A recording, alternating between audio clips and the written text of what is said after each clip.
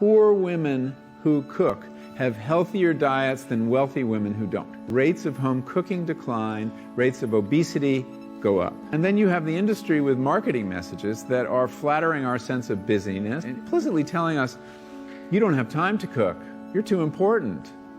You're a loser if you have time to cook. So I do tell the story of how we came to this, how a culture of home cooking was dismantled, deliberately dismantled by the food industry, which took out billboards in the early 70s across America with a giant bucket of fried chicken, you know, the red thing with the 14 pieces of chicken popping out of the top, and just a two-word slogan, women's liberation. It's very, very clever, because they redefined not cooking, which was kind of in disrepute before this, as the progressive thing to do. And men grabbed at this and women grabbed at this because it essentially solved a problem. Once again, create an anxiety, solve a problem. And women who weren't working, also their rates of home cooking fell as well. So that's kind of how we got where we still are. So you see, the usual class bias in the quality of diet is overtaken by this fact, this key fact: who's cooking your food?